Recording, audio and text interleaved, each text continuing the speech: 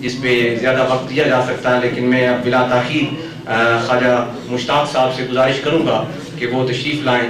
ख्वाजा साहब हमारी पार्टी के सीनियर रहनुमाओं में से भी हैं और आपने भट्ट साहब के साथ वक्त भी गुजारा है, जो कि भट्ट साहब की बरसी है। इस हवाले से मैं चाहूँगा कि ख्वाजा साहब अपनी वो यादाश्तें जो भट्ट साहब के साथ वक्त गुजरा, उस हवाले से वो भी हमारे साथ शेयर करें। मुस्तकबिल के हवाले से भी हमें एक क्या हमें लाएअमल अख्तियार करना चाहिए इनके ख्याल में, उसके हवाले से भी हमें जो है वो ब्रीफ करेंगे। तो मैं दावत देता हूँ ख्वाजा मुश्ताक साहब।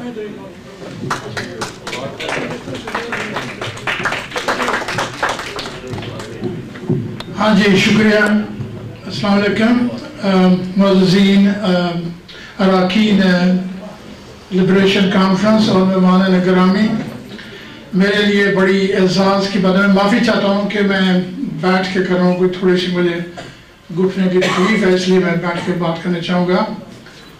मुझसे तवक्को की जा रही है कि अगरचे मेरा भट्ट साहब से मुलाकात रही है और मुझे ये एजाज़ हासिल हो रहा है कि उनके साथ जलसों में, मीटिंग्स में और ख़ास कर उस ज़माने में जब गंगा हाईजैकिंग हुई थी, उनके कुर्बत रही है, उनसे मुलाकात रही है।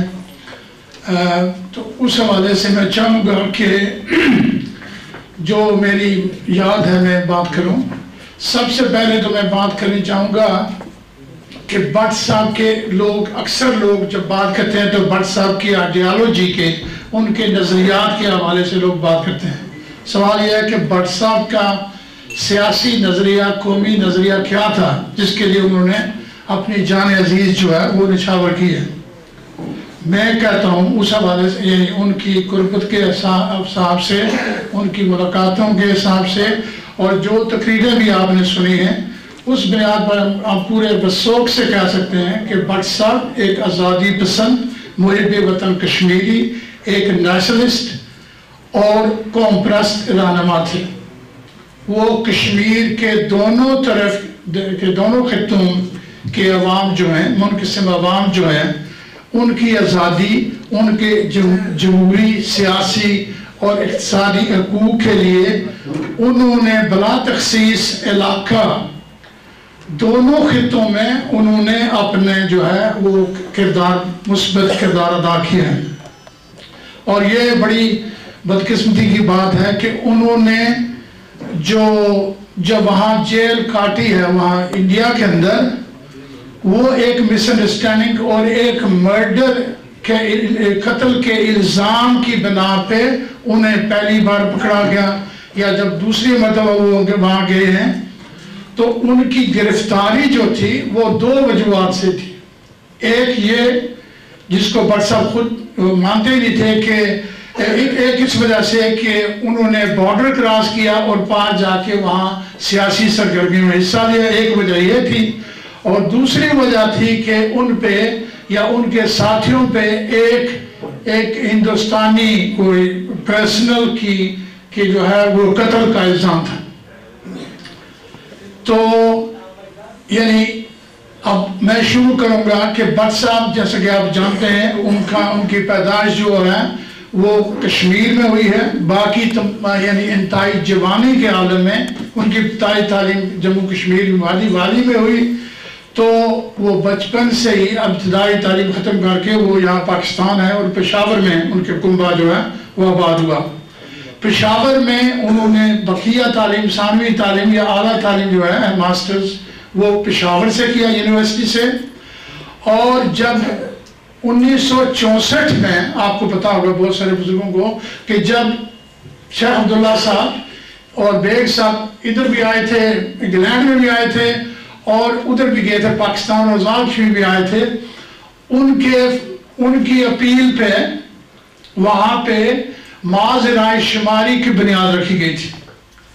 और ये ग्रुप जिन्होंने माज़-ए-राय शुमारी बनाई थी, उसमें जनाब इंसारी साहब हुए, जनाब मकबूल भट्ट साहब थे, अमानुल्लाह साहब थे और मीर क्यूम, मीर मनान लोन साहब बरादरान, ये सब लोग जो है, गुलाम नबी गिलकार साहब, तो इन्होंने माजरा शुमारी बनाई तो सुचेतगढ़ जाके सियालकोट बॉर्डर पे कसम खाई उन्होंने कि हम अपने वतन की आज़ादी के लिए जो है करेंगे, हम यहाँ के किसी इंतखाबी अमल में हिस्सा नहीं लेंगे, कोई इक़्तिदार के लिए सियासी लाटों प्लाटों के पीछे नहीं जाएंगे। बहरहाल ये है कि वहाँ से इन्होंने ये याद किया सब लोगों ने। भट्ट साहब उस वक्त आप सोच सकते हैं कि 65 में भट्ट साहब की कितनी उम्र होगी, मतलब 20 अपने 20s के में थे वो, 24 25 या 26 साल के। और उस वक्त भट्ट साहब जो है वो माजरा शुमारी के चूँकि नौखेज नौजवान यूनिवर्सिटी से आए हुए थे, उनको वहाँ शोबा इत्तलाहात का इंचार्ज बनाया गया। तो 1965 में जब लड़ाई होती है, जब यानी इंडिया पाकिस्तान की लड़ाई हुई है, तो बहुत सारे बुजुर्ग जानते होंगे कि राजौरी और मेंढर के इलाके में वहाँ इनकलाबी कौंसिल बनी थी। इनकलाबी कौंसिल वो जो बनी थी वो गवर्नमेंट पाकिस्तान आर्मी और सिक्योरिटी एजेंसी, आज ये रिकॉर्ड पर बात है कि वहाँ कश्मीरियों ने इनके कहने पर पाकिस्तान की सिक्योरिटी या मुजाहिदीन के कहने पे वहाँ बनाई वहाँ इनकलाबी काउंसिल। और जब 10 दिन की वहाँ पे इन्होंने ऐलान किया भारत से बगावत का, इनकलाबी हुकूमत के क़याम का, तो भारतीय फौज और गवर्नमेंट जो है वो तो बिफर गए। तो 10-12 दिन की लड़ाई के बाद जनाब अयूब खान साहब जनाब के ताशकंद जाके इनको ना कश्मीर कौंसिल याद रही, ना कश्मीरियों की कुर्बानियों का इन्होंने सोचा, ना ये सोचा कि ये लोग जब हम यहाँ से निकल जाएंगे तो इनका असर क्या होगा। ये अपना बोरिया बिस्तर उठा के इनके सारे गुरीले सारे मुजाहिदीन वापस आ गए रातों रात। उसके बाद इंडियन आर्मी दाखिल राजौरी में और उन्होंने जो हशर किया, वहाँ से सैकड़ों नहीं हजारों कश्मीरी जो है वहाँ से निकले और भाग के आके उन्होंने यहाँ बना ली मीरपुर, कोटली, पुंछ में और कुछ पिंडी आगे पीछे जेलों वगैरह, वो बेचारे बेघर हुए और आज तक गुजरी है। और इन्होंने जनाब फिर भट्टो साहब जो कह रहे थे कि वे मेरे पास कोई बड़ा राज है, वो राज यही था और क्या राज था कि अयूब खान ने पहले तो कश्मीरियों को मरवाया। ये कहते थे कि हमारे महामुजाहिदीन गए तो वहाँ कश्मीरी औरतों ने, कश्मीरी घरानों ने ये कहा कि इनके जो वहाँ गुरीले छपे हुए थे फौजी, उन्होंने कहा ये हमारे जमाई हैं ताकि इनको मारा ना जाए, इनको बचाने के लिए। लेकिन ये वहां से भागे और आ गए और उनको वहां छोड़ के आ गए। उसके बाद मैं आपको बताऊं कि भट्ट साहब और हमारे जमानुल्लाह साहब हैं जो, इन्होंने एक थे मेजर अमानुल्लाह रिटायर आर्मी वाले, एक यासीन साहब से लीपा के, एक मीर अहमद, कुछ और दोस्तों ने मिलके उन्होंने जम्मू कश्मीर माज़ आज़ादी का नाम मतलब के नाम से एक तंजीम बनाई। और बहुत लोग सब उस वक्त आप ये पीछे जाएंगे 60s का वो जमाना था जब दुनिया भर में आज़ादी, जहाँ वियतनाम की जंग चल रही थी, जहाँ फ़लस्तीन की जंग चल रही थी, जहाँ साउथ अफ्रीका की मूवमेंट चल रही थी। तो भट्ट साहब और ये लोग जो थे उन्हीं तहरीकों से मुतासर होकर इन्होंने कौमी माज़ आज़ादी की बुनियाद रखी। तो इसका मतलब ये नहीं था कि ये कोई समझ रहे थे कि ये आज़ाद कश्मीर जो आज़ाद खिता है, यहाँ में दूध की नहरें बहती हैं या यहाँ बड़ा अमन सुकून है, ये नहीं था। दरअसल वो ये बना के वो दरअसल माजरा शुमारी से, चाहे वो शेख साहब की जमात थी उधर या इधर वाली माजरा शुमारी से, उनको इख्तलाफ था। और माजरा शुमारी वाले कोई किसी भी उस तरफ जाके किसी भी कार्रवाई के हक में नहीं थे। तो भट्ट साहब ने अपनी कमांड में जो तंजीम कायम की, उस तंजीम के प्लेटफॉर्म से जनाब भट्ट साहब अपने रुफकार के साथ पार गए। तो वहाँ पे ये भी आपको बता दूं कि यहाँ ये पाकिस्तान इंडिया की याद में पढ़ा था वो अफसाना माशाद मंटो का, ये जो हमारा न्यूज़ लेटर है उसमें छपा हुआ है कि आपको ये मैं बताना चाहूँगा कि जो सिक्योरिटी की एजेंसियाँ जो इंडिया पाकिस्तान की, ये अपने मालूमात शेयर करती हैं। अगर किसी इंडियन एजेंसी को किसी कश्मीरी को मरवाना है तो वो पाकिस्तानी एजेंसी को इंफॉर्मेशन देती है, इसी तरह पाकिस्तानी एजेंसियां जो है उनको देती हैं इत्तला। तो आप अंदाजा करें कि वहां से यह हुआ कि जहां पे भट्ट साहब जेल में थे, वहां के मकामी कश्मीरियों की मदद से जेल तोड़ के भट्ट साहब और उनके साथी जो है मीर अहमद यासीन और मेजर, ये जब आए हैं कई दिनों के पैदल चल के पहाड़ पीर पंजाल अबूर करके यहाँ पहुंचे मुजफ्फराबाद, तो इनको पहले से इतला थी, वो आ रहे हैं, इंडियन इंटेलिजेंस की इतला इनको थी। और ये जो अभी मेरा दोस्त कह रहा था, क्या नाम है, अजमत खान, ये हमारा वकील पाकिस्तानी हुक्मरान तबका, मैं पाकिस्तानी लोगों की बात नहीं कर रहा हूँ, पाकिस्तानी निशान लोग जो हैं चारों सूबों के, खासकर पंजाब के लोग जो यहाँ पे कश्मीर पे जान निसार करते हैं और उसमें उनका मफाद भी है। लेकिन पाकिस्तान की सिक्योरिटी, पाकिस्तान की मतलब हुकूमत जो थी उस वक्त की, वो यानी 68-69 में, यानी वो 68 में अयूब खान की हुकूमत थी, आखिरी दमों पे थी। और चूंकि भट्ट साहब ने शिमला अपने माइदा ताशकंद को चला किया था, चूंकि उन्होंने वो बॉर्डर क्रॉस करके यानी उनकी इजाजत के बगैर बॉर्डर क्रॉस किया था, तो इन्होंने उसको साथियों समेत पकड़ के जो मुजफ्फराबाद का किला है, क्या कहते हैं उसको, वो मुजफ्फराबाद नहीं दलाई कैंप नहीं, उसका अब मुझे मुजफ्फराबाद शहर के पुल पे पार जाए तो मुझे नाम उसका याद नहीं रहा, उस किले में भट्ट साहब को रखा गया और वो कर रहे थे उसको मारने का, उसको खत्म करने का। बल्कि मैं इस बात का गवाह हूं कि वजारत अमूर कश्मीर के क्लर्क जो हैं, जो कश्मीर मसला को रन करते हैं कश्मीरियों के बिहाफ पे, उन्होंने वजारत दाखिला या के खारजा की तरफ से माज़ राय-शुमारी को खत लिखा कि तुम्हारे ये लोग जो हैं, ये जो आज़ादी के लिए जो कोशिशें अपने तौर पे कर रहे हैं, ये हमारे लिए नाकाबिल बर्दाश्त हैं, हम ये बर्दाश्त नहीं करेंगे। जब इनके हाथ लगे भट्ट साहब तो इनको वो मारने लगे थे और उस पे ये हुआ कि भट्ट साहब की रिहाई इस तरह हुई कि जब माज़ राय-शुमारी का कन्वेंशन हुआ 69 में, तो उनकी अदम मौजूदगी में भट्ट साहब को पार्टी का सदर चुना गया। हालांकि मैं आपको बता रहा हूँ कि अंदरून में हमारे पार्टी माज़ राय-शुमारी के दोस्त जो है बाज़ चीज़ों पे इख्तलाफ रखते थे भट्ट साहब से, लेकिन भट्ट साहब की कुर्बानी, उनके एहसार और उनकी इज्जत की बिना पे उनको बचाने के लिए उनको उनकी अदम मौजूदगी में पार्टी का सदर मुंतखब किया गया और लोगों ने फिर कैंपेन किया, जलसे जुलूस किए। तो ये मजबूर हुआ हमारा मुहस्सिन, हमारा वकील जो रूलिंग गलास है पाकिस्तान की, मजबूर हुए कि भट्ट साहब को छोड़े। उसके बाद भट्ट साहब फिर वो चुप नहीं रहे। मैं आपको एक और बात बताऊं कि ये छुप छुपा के पीछे बैठ के सीमेंट की बोरियों के, ये पीछे रह के कश्मीरियों को इस्तेमाल करके ये कि इन पे इल्जाम ना है कि ये दहशतगर्दी करा रहे हैं, इन पे इल्जाम ना है कि ये फसाद बर्बाद कर रहे हैं, इन्होंने अप्रोच किया माज़ राय-शुमारी को, इन्होंने अप्रोच किया कौमी माज़ आज़ादी को कि भाई हम आपके हमदर्द दोस्त हैं, ये करेंगे वो करेंगे। जो गंगा केस, उसके बाद जो अहम वाक़या होता है वो गंगा केस का वाक़या है।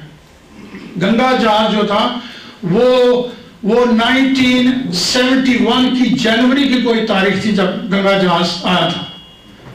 उस गंगा जहाज को, जिसको ये कहते हैं जब इनको जरूरत थी, इन्होंने 50-50 मतलब हजार के 2.5 लाख के जुलूस निकले।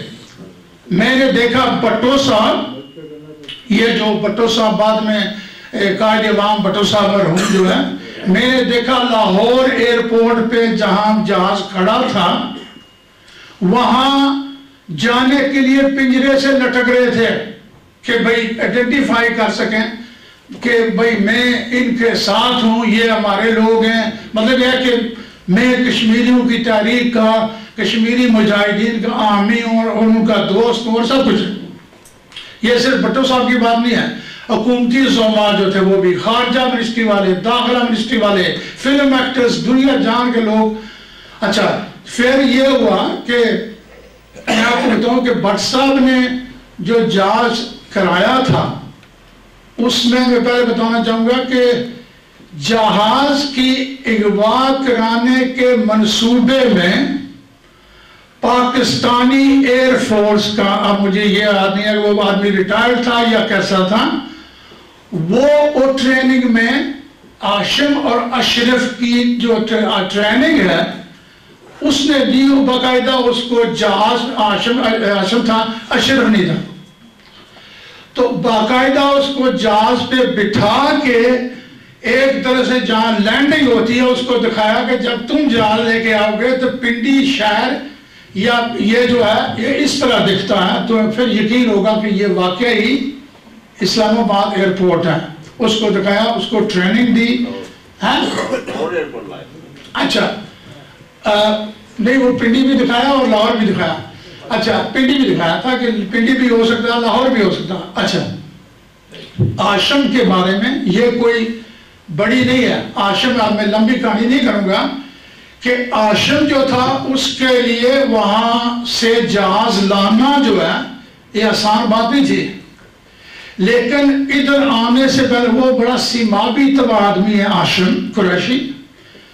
इधर आने से पहले उसने नौकरी थी, वो बॉर्डर सिक्योरिटी फोर्स का मुलाजिम था।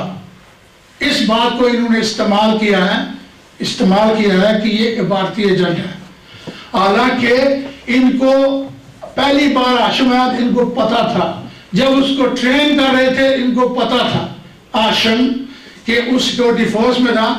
और जब इन्होंने यहाँ से भट्ट साहब ने या वो जो उनके चाहने वाले थे सिक्योरिटी एजेंसियों वाले, जब इन्होंने उसको असला दे के भेजा यानी ग्रेनेड पिस्तौल, तो वो उसने पार किया था सियालकोट बॉर्डर से, बॉर्डर पार किया। एक कादर नामी, अब्दुल कादर नामी है, वो गंगा केस में गवाह भी आया था, उसने पार कराया, तो वहां वो पकड़ा गया। तो उस पे जब उनको पकड़ा, उसकी मार ठुकाई की आशम की, उसने कहा कि मैं बॉर्डर सिक्योरिटी का फोर्स हूं, मेरा कमांडर फलां, उसको बुलाओ, वो जानता मुझे। तो उन्होंने पता किया कि वाकई था, तो उसने आशिम ने वहां डबल गेम प्ले किया। आशिम ने उसको कहा देखो कि भाई वहां पे मंसूबा बना हुआ जहाज अगवा करने का, तो मैं तो तुम्हारे लिए राज लेके आया हूं, तो अगर तुम चाहो तो मैं उन बंदों को पहचान सकता हूं। उसने कहा मैं कर रहा हूं, बल्कि उसने कहा दूसरे लोग करने वाले हैं। उसने उसको एयरपोर्ट सिक्योरिटी किया कि तुम सिक्योरिटी का करो, तो उसने डबल गेम किया आशिम ने कि वो खुद ही अशरफ को लेके उस सिक्योरिटी पास यूज करके तो वो जहाज पे सवार हुआ। अगर वे नहीं होता तो वो आ ही नहीं सकता था, ठीक है। यानी इन्होंने ये किया जब जहाज किया। अब भट्ट साहब की जो देखे उनकी दानिशमंदी कि उन्होंने जो किया है, भट्ट साहब कोई दहशतगर्द नहीं थे, ना कोई दहशतगर्दी फैलाना चाहते थे, ना उन्होंने फैलाई है। जब जहाज आया है तो जहाज के पैसेंजर्स को भट्ट साहब और फारूक कादर और दूसरों की निगरानी में बाहिफाजत पैसेंजर्स को छोड़ दिया गया। अब ये हमारे पाकिस्तानी दोस्त कहते थे कि कश्मीरिया की ठुस करसी थे फिर फटसी, भाई तुम चबल हो, तुमने छोड़ दिए पैसेंजर, अब जहाज को आग क्यों नहीं लगाते हो। हम गवाह हैं कि वो दोनों लड़के जहाज से बाहर आ गए थे, इनके लंगर से खाना खा रहे थे। अगर इनको फिक्र था कि भाई ये गलत काम हुआ है, अगर ये बैन-अ-अक़वामी कानून का एहतराम करते थे, तो जब लड़के बाहर आते थे तो इन्होंने पकड़ के नहीं लिया। इनका खुद का मंसूबा था, ये साथ थे उनके, और इन्होंने पेट्रोल के मिट्टी का तेल दिया, उनको कपड़े दिए, सीटों पे जाके आग लगवाई, तो फिर जुलूस हुए, सारा कुछ हुआ। तो ये मतलब 50,000 लाख 2-2 लाख के जुलूस निकले। 2 हफ्तों के बाद जब इनकी फ्लाइट्स बंद होती हैं, जब ढाका की फ्लाइट बंद होती हैं, तो फिर जनाब इन्होंने कहा कि अब इसकी इंक्वायरी होगी। उस इंक्वायरी पे हम सबको पकड़ के लगाया गया। मैं तो खैर पकड़ा नहीं, तो इनको लेके गए। आरफीन कमीशन था मरी में, उसने इंक्वायरी की और इनके कहने पर उसने कहा कि ये हाशिम जो, उससे पहले वो टांडा डैम इंक्वायरी हुई, फिर भी कुछ नहीं हुआ। लेकिन जब इन पे पाबंदी लगी है तो इन्होंने कहा कि भाई ये इंडिया का मंसूबा था, उन्होंने जहाज भेजा ताकि पाबंदियां लगा सकें। अब इंडिया के साथ ये ऐलान जंग है, लड़ाई कर रहे हैं। ये गोया इंडिया वैसे बंद फ्लाइट नहीं कर सकता, तो क्यों नहीं कर सकता? बिलिजरेंट रिलेशन जो है, लड़ाई पे बरसरे बेकार कौमें जो है एक दूसरे पे पाबंदियां लगाती हैं, तो इनको क्यों नहीं लगाते वो? एनीवे, आगे चलते हैं। उसके बाद देखें कि जिस तरह मैंने कहा था कि भट्ट साहब को इंडिया में 2 इल्जाम में कैद रखा है। एक तो कत्ल का इल्जाम था जो कोर्ट से उन्होंने किया फैसला, दूसरा बॉर्डर क्रॉस करने का। जिस तरह बॉर्डर माहीगीर पकड़ते हैं 13 साल बंद रखते हैं, इस तरह उन्होंने रखा था। तो भट्ट ने चैलेंज किया था कि मैं नहीं मानता हूँ बॉर्डर को, मैं 20 बार तोड़ूंगा। कई बार भट्ट साहब ने बॉर्डर तोड़ा। तो इन्होंने, ये जो हमारे दोस्त कह रहे थे अजमत खान, कि हमारा ये वकील है पाकिस्तान, है, हमारे वकीलों ने इसको 1.5-2 साल उसको कह रखा जब इंडिया से वो किला जेल तोड़ के आए थे। उसके बाद गंगा केस में उसको उस मतलब 6 कश्मीरियों को पकड़ा। अब उस मसले में अमानुल्लाह को नहीं पकड़ा। अमानुल्लाह साहब दौड़ के चले गए थे, वहां गलगित चले गए थे। वहां चूंकि रिश्तेदारी है पुलिस में, इंतजामिया में, वो अमानुल्लाह साहब तो वहां भाग गए थे। इंसारी को नहीं पकड़ा। मतलब यार जो भी कश्मीरी इस तरफ का था, जिनकी यहाँ बरादरियां, कबीले, रिश्तेदार थे, उनको नहीं पकड़ा।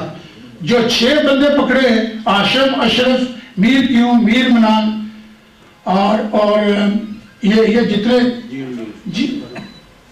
जो ये 4 पकड़े थे ना, मीर क्यों, मनीर लोन थे, आशम, अशरफ थे, जो पकड़े हैं, जो वादी के कश्मीरी हैं। और बताएं आपको कि हमारा ये जो मोहसिन और मोहतरम पाकिस्तान का वो था जर्नल, जिसको अब पाकिस्तानी कहते, वो याज था और रानी का जवाई था, अकलीम अख्तर रानी का वो जो था वो, उसने जो ट्राइब्यूनल बनाया इनको ट्रायल करने के लिए, उसने कहा इनको अपील नहीं देनी है। एक बार मुझे कह रहा था, अजमत खान ने कहा कि गिलगित में बगावत हुई है। बगावत क्या है? सियासी जिटिशन हुई थी, जब वो नाजी को पकड़ा था, मीडिया वालों ने कुछ किया था, पाकिस्तान के खिलाफ लिखा था। तो हम टेलीफोन कर रहे थे, वहां टेलीफोन बंद कर दिए। अजमत ने मैंने कहा कि चलो हम चलते हैं, जाके इंडिया ने बच्चे को गुजारा करते हैं कि गिलगित के फोन हो सकता है इंडिया ने बंद कराए हो। अजमत ने कहा यार कमाल है, वहां इंडिया में मतलब जंग चल रही है, वहां फोन आप भी कर सकते हो, श्रीनगर, जम्मू। यहां सिर्फ मीडिया ने स्टैंड लिया है तो इन्होंने बंद कर दिया। और उसके बाद ये उनको फांसी देने वाले थे। सिर्फ ये हुआ कि यूके में कश्मीरियों की दबाव की वजह से पीरजादा यहाँ आए थे, उसको जूतम बाजार यहाँ हुई थी। उस वक्त जो है पीपल्स पार्टी ने उनको राइट ऑफ अपील दिया था।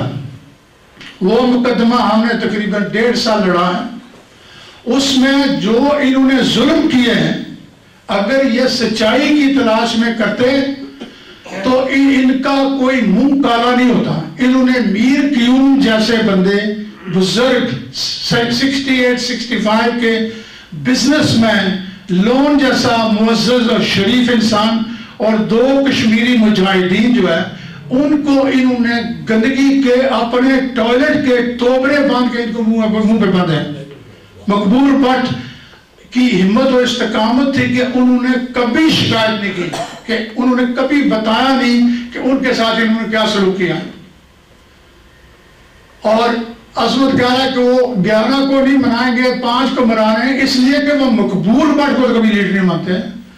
वो तो पाकिस्तान में जो कौम परस्त लीडर हैं उनको किधर मानते हैं? बलोचों को मानते हैं, सिंधी को मानते हैं, या पश्तूनों को मानते हैं, या पंजाब के सराइकी वाले जो नेशनलिस्ट को मानते हैं? नहीं मानते हैं। ये पाकिस्तान का जो रूलिंग तबका है, जागीरदार और ब्यूरोक्रेट और रिटायर्ड जनरल या हाजिर सदर जनरल जो है, इन्होंने पाकिस्तान को रखा हुआ अपने कब्जे में। यही मुझे वतन है और यही फैसले करते हैं जो करते हैं, ठीक है। यानी भट्ट साहब